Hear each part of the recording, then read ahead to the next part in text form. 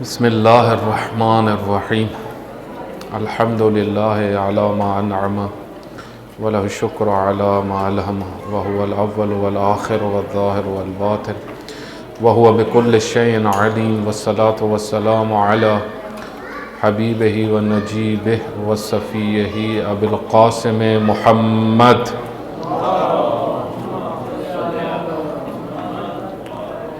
وعلى آلہ الطیبین الطاہرین المعصومین الذین اذہب اللہ عنہم الرجس وطہرہم تطہیرا اللہم صل علی محمد وعلی محمد۔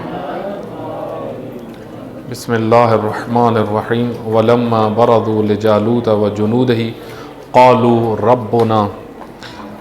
ربنا افرغ علینا صبرا وثبت اقدامنا وانصرنا علی القوم الکافرین۔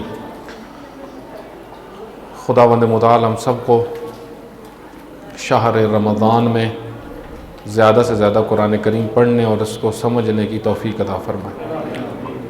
بعض احادیث میں یہ وارد ہوا ہے کہ قرآن کریم کا فہم جو ہے، ایک آیت کا فہم، وہ بہت ساری عبادات حتی نوافل کے متعلق بیان کیا گیا کہ نوافل سے بھی افضل ہے۔ جس طریقے سے کہا گیا نا کہ ایک لحظے کا تفکر وہ کئی سالوں کی عبادت سے بہتر ہے۔ کیوں؟ کیونکہ تفکر جو ہوتا ہے، جو سوچ ہوتی ہے، وہ آپ کو ایک لائن دیتی ہے۔ ہو سکتا ہے آپ ایک لمحے میں ایک چیز سوچیں، کسی سے اچھا مشورہ کریں، کسی موضوع پہ سوچیں، کچھ سنیں، کچھ سمجھیں، تو آپ کی زندگی چینج ہو جائے۔ خود شہر رمضان میں، اس مہینے میں فہم قرآن، نزول قرآن سے مراد کیا ہے؟ فہم قرآن۔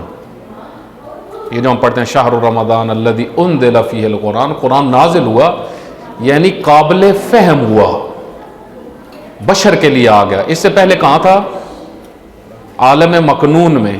سورہ واقعہ پڑھتے ہیں نا، مکنون میں تھا، لا یمسہ الا المطہرون۔ وہاں صرف مطہر جو معصومین تھے ان کا ادراک تھا، لیکن اللہ نے لطف کیا اور یہ کتاب عام لوگوں کے لیے آئی، الفاظ کے قالب میں آئی، الفاظ میں آئی۔ جب الفاظ میں آئی تو قابل فہم ہو گئی۔ آج جو دعا آپ کی خدمت میں نے جو پڑھی ہے، کیونکہ ہمارا موضوع جو ہے وہ قرآن کی دعائیں ہیں، قرآن کی دعائیں۔ قرآن میں بہت ساری دعائیں ہیں، ہو سکتا ہے کہ 6 مہینے لگ جائیں قرآن کریم کی دعائیں صرف ان کا ڈیلی بیسس پہ اگر ہم ایک ایک دعا بھی پڑھیں۔ آج جو دعا میں نے آپ کی خدمت میں تلاوت کی ہے، یہ سورہ بقرہ کی 250 نمبر آیت ہے، اور دعا یہ ہے، قالوا، انہوں نے کہا، ربنا افرغ علینا صبرا، ہم پہ صبر کو انڈیل دے، ہم پر صبر کو انڈیل دے، وثبت اقدامنا، اور ہمارے قدموں کو ثابت قدم کر دے، وانصرنا علی القوم الکافرین، اور ہمیں کافروں کے مقابلے میں نصرت عطا فرما۔ یہ دعا ہماری زندگی سے بڑا گہرا تعلق رکھتی ہے، بہت گہرا تعلق رکھتی ہے۔ وہ انشاءاللہ جب ہم اس کو سمجھیں گے تو واضح ہو جائے گا، لیکن اس دعا کا پس منظر ہمیں سمجھنے کی ضرورت ہے۔ یہ دعا کب مانگی گئی؟ یہ دعا جب طالوت جالوت کے مقابلے میں پہنچے، حضرت طالوت جالوت کے مقابلے میں گئے۔ طالوت کون ہے جن کا سورہ بقرہ میں تذکرہ آیا ہے؟ ملک کہا گیا ان کو، حاکم، بادشاہ۔ خداوند متعال اس پورے پس منظر میں خداوند متعال فرماتا ہے، میں وہ آیات آپ کی خدمت میں پڑھتا ہوں تاکہ تلاوت قرآن والا بھی کچھ نہ کچھ کام ہو جائے، اجر مل جائے ہمیں۔ خداوند متعال رسول اللہ صلی اللہ علیہ وسلم کو فرماتے ہیں، علم تر الی الملأ من بنی اسرائیل من بعد موسیٰ اذ قالوا لنبی لہم ابعث لنا ملکا نقاتل فی سبیل اللہ۔ اے حبیب، آپ کو ہم سنائیں کہ کیا آپ نے دیکھا، یعنی ہم آپ کو بتاتے ہیں کہ جب ملا، ایک قوم کے مؤثر لوگ، ایک قوم کے مؤثر لوگ، فیصلہ کن لوگ، بنی اسرائیل میں سے، بنی اسرائیل میں سے، من بعد موسیٰ، موسیٰ کے دنیا سے جانے کے بعد تقریباً 300 سال کا فاصلہ ہے، یہ لوگ تھے، یہ آئے کس کے پاس؟ اپنے نبی کے پاس، ان کے وقت کا جو نبی تھا اس کے پاس آئے، ملا۔ اذ قالوا لنبی، اپنے نبی سے کہنے لگے، ابعث لنا ملکا، ہمارے لیے کوئی لیڈر بناؤ، ہمیں لیڈر چاہیے۔ اپنے نبی کے پاس گئے، ہمیں لیڈر چاہیے۔ اس کا مطلب ہے کہ جو سمجھدار قومیں ہوتی ہیں ان کو پتہ ہوتا ہے کہ ہمیں لیڈر چاہیے، اور لیڈر بھی وہ چاہیے کہ جو اللہ کی طرف سے ہو۔ یہ آیت کیا بتا رہی ہے؟ نبی کے پاس گئے، لازم بات ہے نبی کے پاس کیوں گئے؟ نبی کے پاس اسی وجہ سے گئے، ان کو پتا تھا کہ نبی کا اللہ سے رابطہ ہے۔ اس کا مطلب ہے گزشتہ قومیں اگرچہ جتنی بھی جاہل ہو گئی، لیکن ان کو یہ پتا ہوتا تھا کہ لیڈر اللہ ہی بناتا ہے۔ جتنی بھی جہالت کا شکار ہوئی، جتنی بھی سرکش ہوئی، خود لیڈر نہیں بناتی تھی، یعنی جمہوریت کو اختیار نہیں کرتی تھی۔ اور یہ بھی میں آپ کی خدمت میں عرض کروں کہ گزشتہ میں کسی امت میں بھی جمہوریت نہیں تھی، جتنی گزری ہیں، جہاں دیندار معاشرہ رہا ہے وہاں ہمیشہ حاکمیت اللہ کی طرف سے ہوتی ہے۔ یہ قانون ہے اس آیت میں ایک جو بیان ہو رہا ہے۔ نقاتل فی سبیل اللہ، انہوں نے کہا ہمیں لیڈر چاہیے، بادشاہ چاہیے، حاکم چاہیے، فیصلہ کن شخصیت چاہیے جو جنگ کرے طالوت کے مقابلے میں۔ طالوت اس وقت کا ظالم، ایک آپ سمجھ لیں اس وقت کا امریکہ، جنہوں نے لوگوں کو ذلیل کیا ہوا تھا، ہر ملک کے اوپر اپنا اثر جمایا ہوا تھا، ہر کسی کو اپنا غلام بنایا ہوا تھا، لوگ اذیت میں تھے۔ کہا ہم نے ان کے ساتھ لڑنا ہے۔ قال هل عصیتم ان کتب علیکم القتال، نبی ان کو جانتے تھے، نبی لازم بات ہے قوموں کو جانتے ہوتے، تو نبی کو پتا تھا کہ یہ کئی دفعہ باتیں بہت کرتے ہیں اور جب موقع آتا ہے یہ بھاگ جاتے ہیں۔ هل عصیتم ان کتب علیکم القتال، کیا جنگ جب لکھ دی جائے گی اور میں مشخص کر کے لے آؤں گا اللہ کی طرف سے، تو پھر کیا تم اس بات پہ باقی رہو گے؟ اللہ تو قاتلو، کہیں قتال سے بھاگو گے تو نہیں، لڑنے سے بھاگے ہوتے ہیں، بھاگ تو نہیں جاؤ گے؟ جب میں نے لیڈر اللہ کی طرف سے مشخص کروا دیا، میدان بن گیا، اب تمہاری جانے کی باری آئی تو تم کہو نہیں نہیں نہیں وہ یہ مسائل شروع ہو گئے، یہ تو ایسا تو نہیں کرو گے؟ یعنی کمٹمنٹ کی، معاہدہ کیا ان کے ساتھ۔ قالو، وہ کہنے لگے، ما لنا اللہ نقاتل فی سبیل اللہ، کیوں نہ ہم اللہ کی راہ میں لڑیں؟ یعنی کون سی رکاوٹ ہے کہ ہم اللہ کی راہ میں نہ لڑیں؟ کوئی رکاوٹ نہیں ہے، یعنی آپ کیسی بات کر رہے ہیں؟ ہمارے لیے کوئی رکاوٹ نہیں ہے۔ وقد اخرجنا من دیارنا وابنائنا، ہم اپنے گھروں سے بھی نکل آئے ہیں اور اپنی فیملیوں کو بھی چھوڑ آئے ہیں،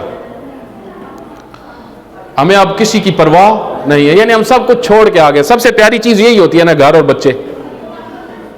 تو ہم آپ کو تسلی دے رہے ہیں کہ ہم اب یہ سوچ کے آئے ہیں، کیونکہ ہمیں ذلت کا احساس ہو گیا ہے، ہم ذلیل لوگ ہیں، ہم نے ذلت سے نکلنا ہے ہر صورت میں، اور اس کا ایک ہی طریقہ ہو سکتا ہے کہ ہمیں اب سب کچھ چھوڑنا پڑے گا۔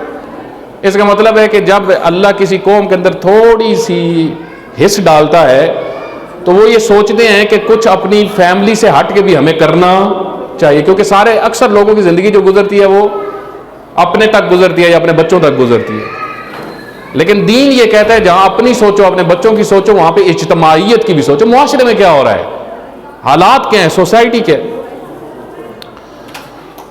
فلما کتب علیہم القتال تولوا الا قلیلا منہم واللہ علیم بالظالمین، جب وہ نبی آئے اور انہوں نے بتایا کہ تمہارے لیڈر اللہ نے اس شخصیت کو بنا دیا، تو وہ ہٹ گئے، تولوا، اپنی بات سے پھر گئے، الا قلیلا منہم، مگر کچھ تھے جو اپنی بات پہ باقی رہ گئے۔ اکثر کیوں پھر گئے؟ اب توجہ کریے گا، ایک بڑی تعداد یہ سوال کرتی ہے نا کہ بعد از رسول اللہ صلی اللہ علیہ وآلہ وسلم کیا ہو گیا تھا کہ لوگ غدیر میں سب کچھ سنتے رہے اور پھر بھی امیر المومنین سے پیچھے ہٹ گئے؟ اس آیت میں اس کا جواب ہے کہ کیا ہو گیا۔ دیکھیں اگر ہم قرآن پڑھیں نا تو ہمیں ہر جواب قرآن کے اندر سے مل سکتا ہے، ہر بات کا جواب قرآن کے اندر ہے، مطلب جو ہماری ہدایت سے تعلق رکھتے ہیں، جو ہماری ہدایت سے تعلق رکھتے ہیں، کیونکہ یہ بڑے امپورٹنٹ سوال ہے، لوگ خود ہی تبصرہ کر رہے ہوتے ہیں، جی بعد از رسول اللہ یہ ہو گیا تھا وہ ہو گیا. قرآن سے پوچھو, کئی امتوں نے کمٹمنٹ کیا, معاہدہ کیا, لیکن جب لیڈر ان کی مرضی کا نہیں بنا تو پیچھے ہٹ گئے. آپ دیکھیں یہاں پہ کیا, وقال لهم نبیہم, اور پھر اللہ تعالیٰ فرماتے ہیں واللہ علیم بالظالمین, اور اکثر ان میں سے ظالم بن گئے. اپنی بات سے پیچھے ہٹنا اللہ کے نزدیک, جو اپنی کمٹمنٹ سے معاہدے سے پیچھے ہٹے وہ کون ہوتا ہے؟ ظالم. وقال لهم نبیہم, ان کے نبی نے ان سے کہا ان اللہ قد بعث لکم طالوت ملکا, اللہ نے تمہارے لیے طالوت کو ملک بنا دیا, تمہارا لیڈر بنا دیا, تمہارا حاکم بنا دیا. قالوا, تو وہ کہنے لگے انا یکون لہ الملک علینا, اس کے پاس تو ہمارے جتنی طاقت نہیں ہے, اس کو بنا دیا لیڈر, اس کے پاس تو ہماری جتنی طاقت نہیں ہے. وَنَحْنُ أَحَقُّ بِالْمُلْكِ مِنْهُ, اور ہم اس سے زیادہ حق رکھتے ہیں حاکم بننے کے, لیڈر بننے کے, اس میں اتنی نہیں ہے صلاحیت, ہم میں زیادہ ہے. اچھا ہماری دلیل اب کیا ہے؟ دلیل ان کی سنیں, یعنی جو انکار کر رہے تھے ان کی دلیل سنیں. وَلَمْ يُعْتِ سَعْةً مِنَ الْمَالِ, ان کے پاس ہمارے جتنا تو مال ہی نہیں, پیسہ ہمارے پاس ہے. کہتے ہیں طالوت ایک جوان تھے جو بکریاں چراتے تھے, ٹھیک ہے, تو ان کے پاس پیسہ تو نہیں تھا, کمزور تھے مالی لحاظ سے. تو یہ سارے ملا جو ہے وہ کہنے لگے پیسہ ساڈے کول تے لیڈر ہے.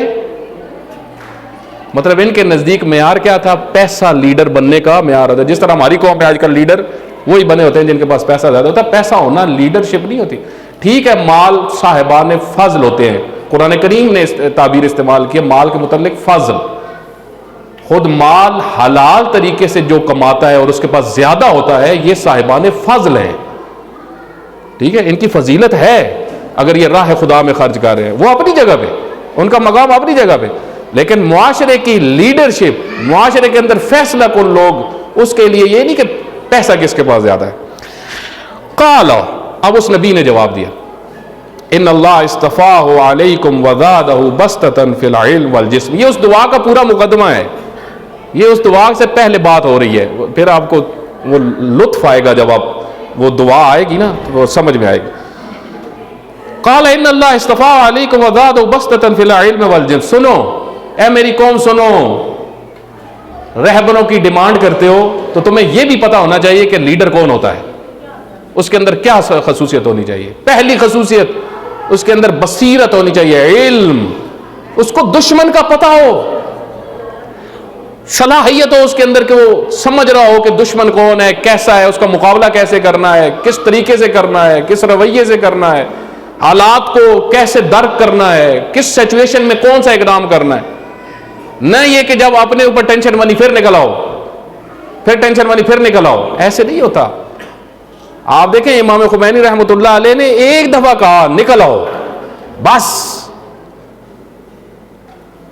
جب کہا تو پھر وہ خواتین, یہ خواتین خصوصاً سنیں کہ الہی لیڈروں کی کس طرح ماننی ہوتی ہے. وہ خواتین, ایک خاتون تھی ہاسپٹل میں جس کا بچہ پیدا ہوئے تھوڑا سا ٹائم ہوا تھا, وہ اٹھی جب امام خمینی رحمۃ اللہ علیہ نے حکم دیا کہ سب باہر نکل آؤ, اور ادھر سے شاہ نے کہا, وہ جو بادشاہ تھا اس وقت ایران کا, تو وہ شاہ اس وجہ سے کہتے تھے وہ بادشاہ تھا, تو اس نے کہا تھا جو باہر نکلے اس کو گولی مار دو. امام خمینی رحمۃ اللہ علیہ نے فرمایا تھا کوئی گھر میں نہ بیٹھے. تو وہ خواتین بھی, ایک خاتون جس کا بچہ تھوڑا ٹائم ہوا تھا, پیدا ہوا تھا, تو وہ جب اٹھی اپنے بچے کے ساتھ تو ڈاکٹر نے اس کو کہا کہ باہر جانا تمہارے لیے نقصان دہ ہے, چلنا تمہارے لیے نقصان دہ ہے. اس نے کہا ہمارے ولی نے, ہمارے مرجع نے, ہمارے لیڈر نے ہمیں آرڈر کر دیا ہے, اب ہم ادھر نہیں بیٹھیں گے. اور آپ دیکھیں پھر کس طریقے سے لوگ باہر نکلے اور انقلاب برپا ہوا. تو لیڈر کے اندر بصیرت ہونی چاہیے, کس موقع پہ نکالنا ہے, کس موقع پہ بٹھانا ہے, تعلیم کس موقع پہ چاہیے, تربیت کتنی چاہیے, یہ ساری چیزیں سمجھنے والی ہوتی ہیں, بصیرت میں آتی ہیں. اللہ فرماتا ہے کہ میں نے دو چیزیں طالوت کو دی ہیں, ایک بصیرت اور وَبَسْطَةً فِي الْعِلْمِ وَالْجِسْمِ, اور دوسرا یہ شجاع بہت ہے, بھاگتا نہیں ہے, فرار نہیں کرتا. بہت سارے ہوتے ہیں ویسے شیر ہوتے ہیں, ٹھیک ہے, لیکن جب میدان کی باری آتی ہے پھر نہیں ٹکتے, پھر بھاگ جاتے ہیں. اسی وجہ سے جب خیبر میں کوئی بھی نہیں ٹک رہا تھا تو پیغمبر اکرم نے فرمایا تھا میں کل اس کو بھیجوں گا جو قرار ہے, غیر فرار ہے, جو مڑنے والا نہیں ہے، پھر جو آگے ہی بڑھنے والا ہے۔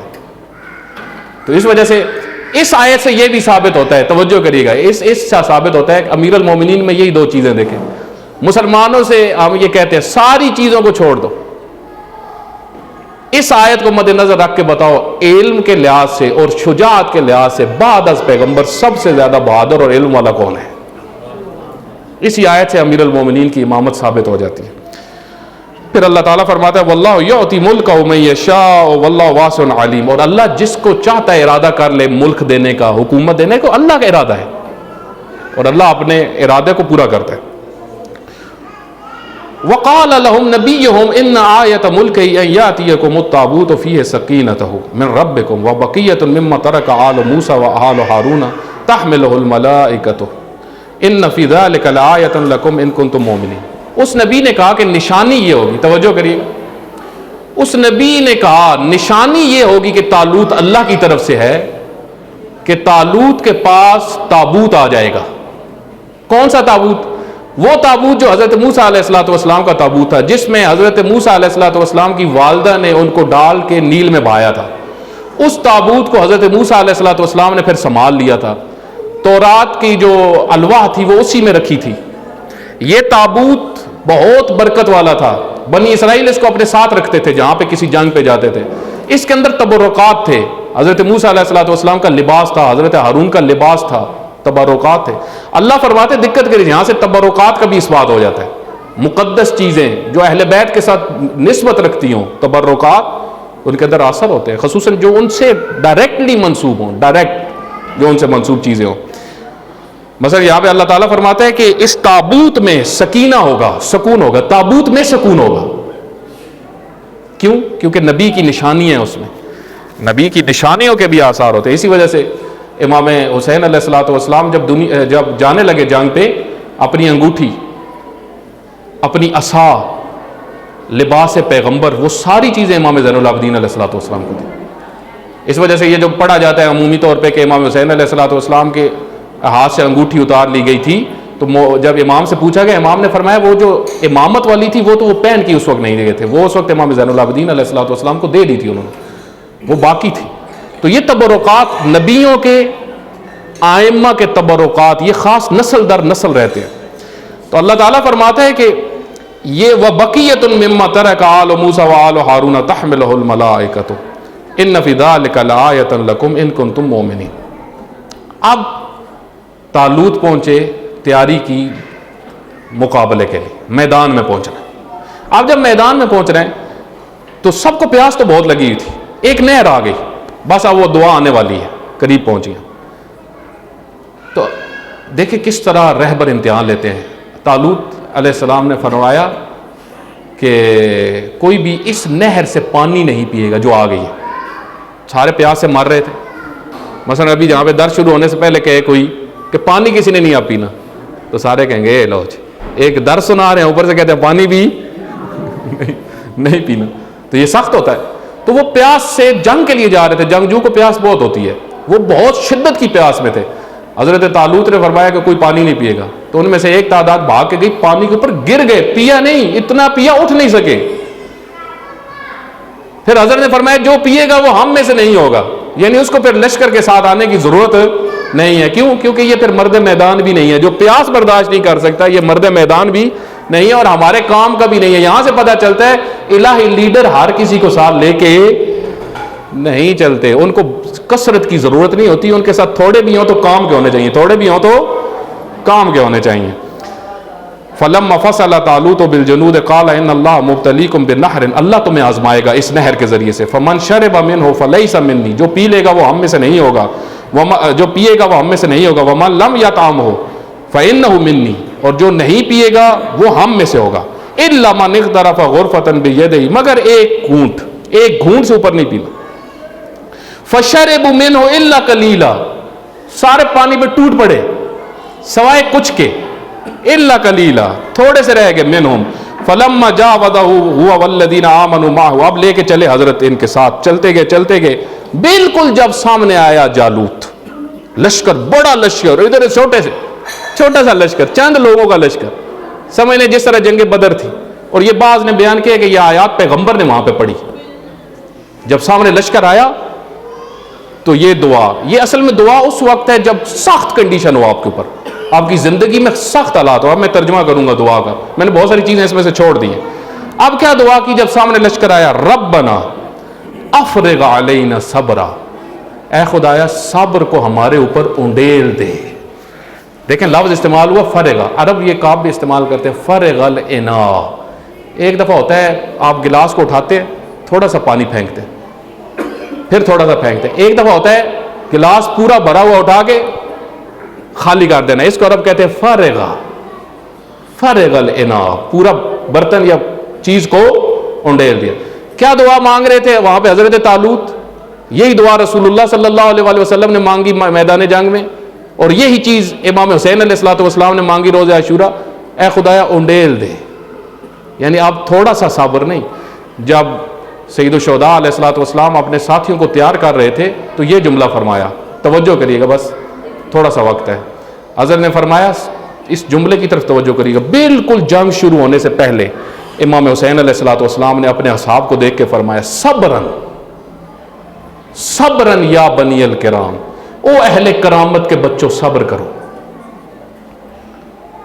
ان الموت کنترۃ، موت پل ہے جس سے عبور کرنا ہے، اور پھر تمہیں بہت نعمتیں ملیں گی. یہ صبر ایک بڑی تعداد نہیں کرتی. ربنا آج دیکھیں جو پاکستان میں حالات ہے، اقتصادی حالات بہت مشکلات میں لوگ وقت گزار رہے ہیں، یہاں پہ یہ دعا کریں ربنا افرغ علینا صبر، اے خدا ہمیں استقامت دے، ہم حرام نہ کھائیں.